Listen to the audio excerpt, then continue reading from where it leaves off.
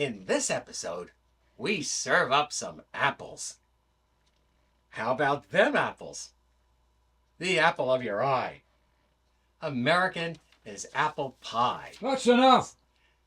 You're in the Playhouse.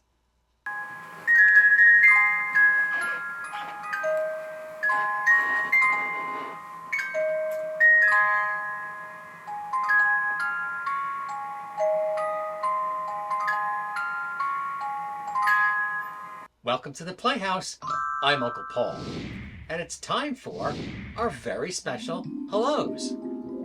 Hello to the Sticker Mania family, Ron Martin, Stan Starr, Polly Hewitt, Patricia, Nick the Record Lover, Dave Sundstrom, Joe Mayo, Lux Furlong, Records and Trains, John Malillo, Andy and Tom of Two Legs, Mark Williams, Jerome Luby, Craig the Record King, Matthew Street. Now, if you'd like a special hello, you can dedicate one to your pet, your family member, anyone you'd like.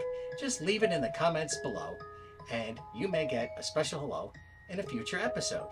And that's our very special hellos for today. Now, in previous episodes of the Playhouse, we've talked about the evolution of the Beatles records, of how we went from the original orange and yellow Capitol swirls, and then we showed the Target labels that were reissues of the original singles. And as promised, we're going to do our episode on the Apple Records reissues. So it's time to dip into the record case.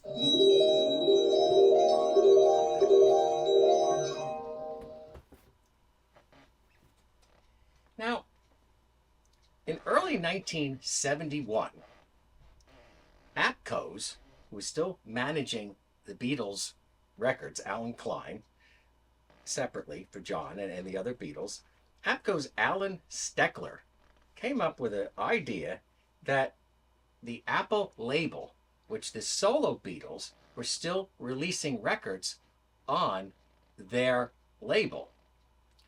And of course, Apple Records was created in 1968 by the Beatles, one of the few entertainment groups or personalities to create and develop their own record company. Only really preceded by Frank Sinatra, who had created Reprise Records in 1960. But in those days, it was very rare for a group to create their own record label. And we're going to be doing another Playhouse episode on the formation of Apple Records, their artists that were on it, and of course, the first single, Hey Jude. But in 1971, of course, the Beatles had disbanded already.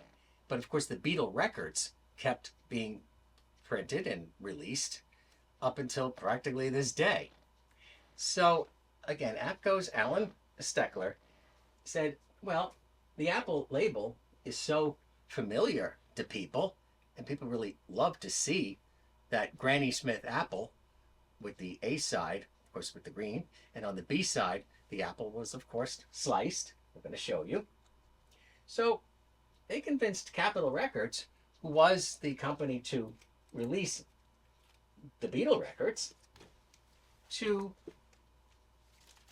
release the previous issues that, again, had been released on the red and yellow Target label, which, of course, please, Playhouse members, if you'd like to see this episode, check that out for us. So from May 1971 through September 1975, all the previously released Beatle records up until Hey Jude, as we just mentioned, because in August of 1968, Hey Jude was the first Beatles Apple record. So anything that the Beatles released after Hey Jude was already available and on the Apple label. But all their singles prior to Hey Jude still needed to be available for purchase to the public. So now this would be the third time that the Beatles singles were totally revamped regarding their label. Again, starting with the original pressings of the orange and yellow swirls, then moving on to the Target labels, and now the Apple label. The singles got the Apple label treatment. But of course, as usual, for collecting purposes, there's a very deep rabbit hole to dive into with those singles. Well, first, there are light and dark Granny Smith apples that are available on the labels. Now, here's an example, and that was depending on where they were being pressed. But again, for the completest collector, they'd like to try and get every variation of the labels. Now, this is I'll Cry Instead. I love every light or dark. Love the Granny Smith apple all the time. And of course, it says from the United Artists Picture Hard Day's Night. And originally, back then, it was like, wow, to see the previous Beatle records available on Apple was just very odd. See, so we're going to give you a side-by-side comparison. See, the shade, the back doesn't change very much. The very cool cut in half Granny Smith apple. It's the actual printing of the other apple. Okay, so now you'll see, and we actually have the same record, I think, at times, but I'll just compare it to I'll Cry Instead. See, so these are the lighter apples, and of course, and these were all pressed again at the same time. This is 8 days a week, but they're a little darker tint. We have We Can Work It Out. We have Strawberry Fields Forever.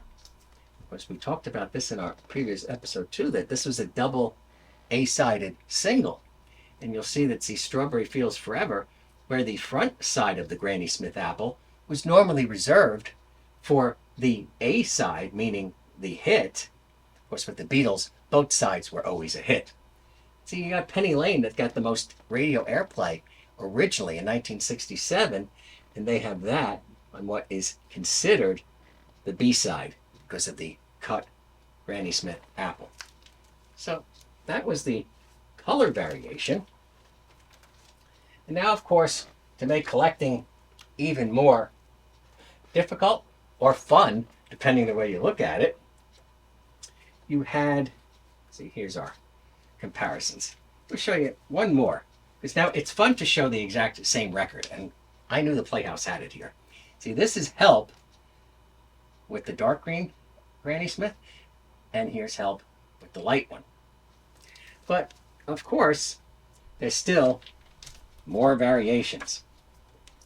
Towards the end, for 2 months only, in September and through December of 1975, and this is when Apple Records really stopped having records pressed and produced.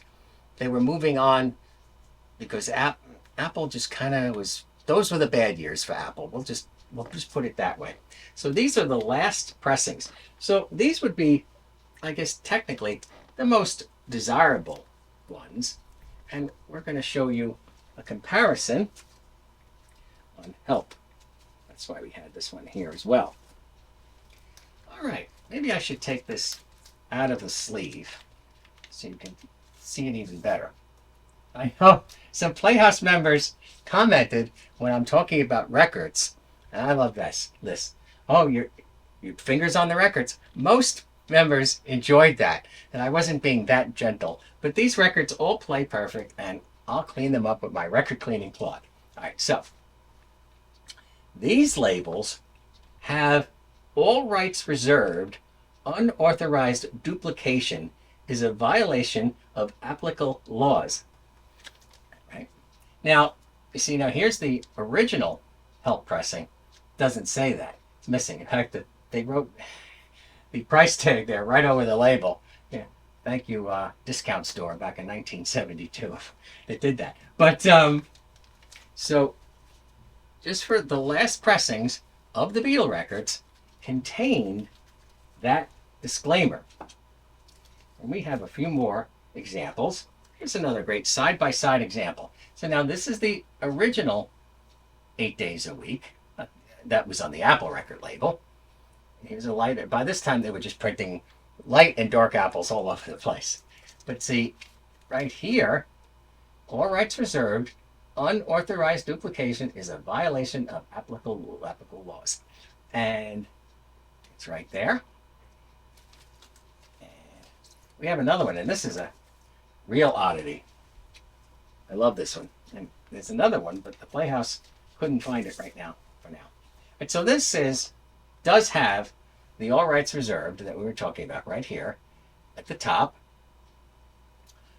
But talking about Penny Lane and Strawberry Fields, the A and B side, that Act Naturally is on the Granny Smith front side.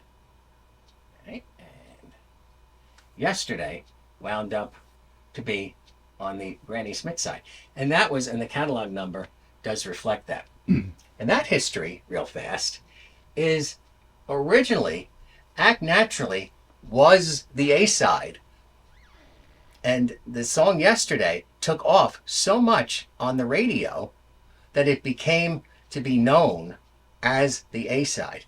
But it was meant to be the B side because it was such a different type of music for the Beatles to release at the time.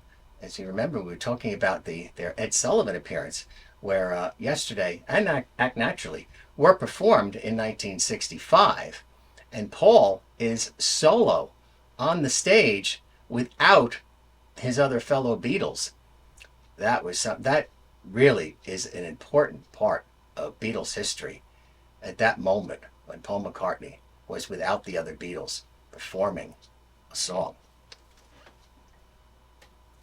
So there are a lot of Apple records to collect.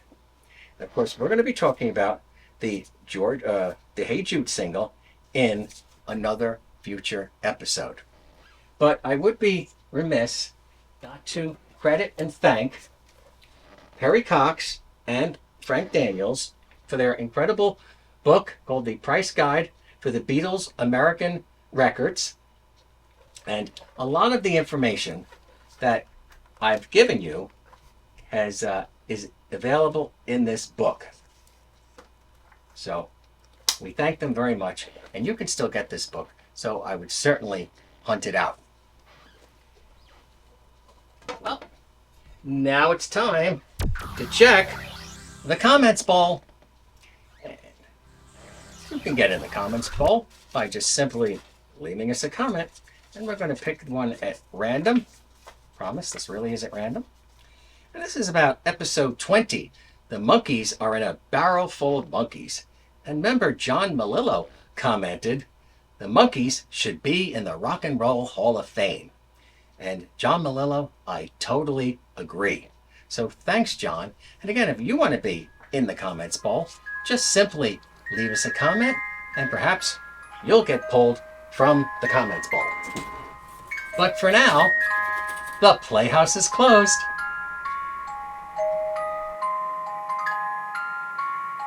Thanks, Joe Friday.